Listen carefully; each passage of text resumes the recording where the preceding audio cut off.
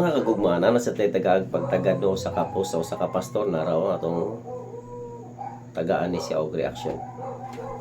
So ang iyang post mga kagugma matud pa niya dili makaya nga si Kristo ibayaw nganong katoliko man ang ibayaw. So muna ang iyang post.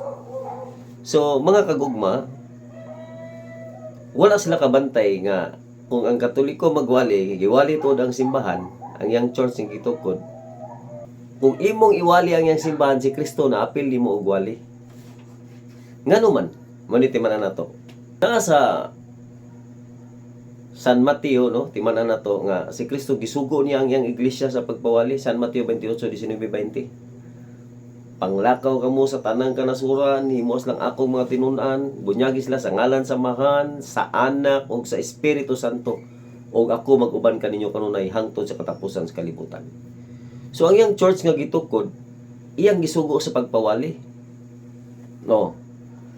So kining iyang gisugo sa pagpawali, kung imo ning patalinghugan, si Kristo mo'y imong gipatalinghugan. Ni asa man na mabasa? Naa sa Lucas 10:16.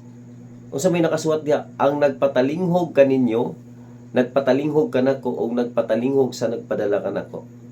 So kung ang kining church, kining simbahan nga gitukod sa atong Ginoo, kung imo ning patalinghugan, si Kristo may imong gipatalinghugan.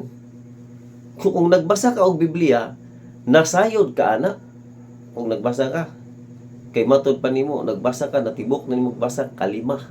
Di mo gibalik-balik og basa ang Biblia from Genesis to Revelation. So ngano mo man yung kakabantay ana?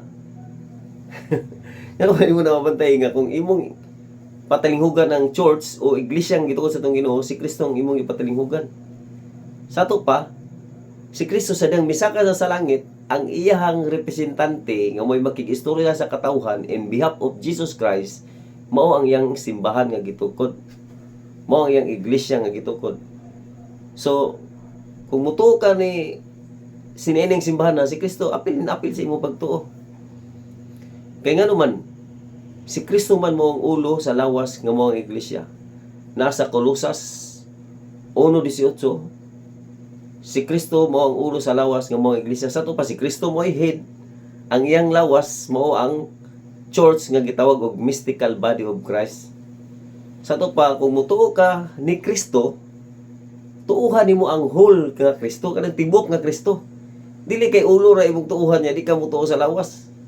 O sa may tawag ana, apilon yun imong lawas. Kung nagbasa ka sa Biblia, nasayod ka ana, igsoon. O nya kay ang iglesia nga gitukod, mao man ang iyang lawas, so tuuhan na to ang tibok Kristo. Tuo ka sa simbahan nga gitukod, tuuhan po nimo si Kristo. Ang inyong iwali kay i-neglect man ninyo ang simbahan nga gitukod, si Kristo ra man inyong iwali. Kabalo ba ka?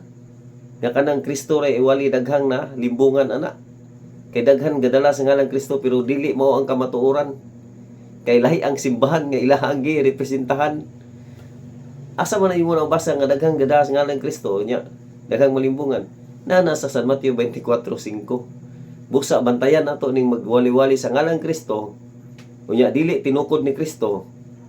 Mo na mga igsoon nga sipyat na kanang inyong wali-wali nga katuman mo sa tanang doktrina da sa Biblia, ya inyo nang gipasigarbo murag kamo ra gyud nagtuman, ya mingon din mo kamo ang tinuod, igsuong pinangga isulti na ko sa imo, bisan paghihutdon ninyo pagkopya ang tanang doktrina diha sa Biblia, nagpabilin gyapon mong piki tungod kay dili si Kristo inyong founder.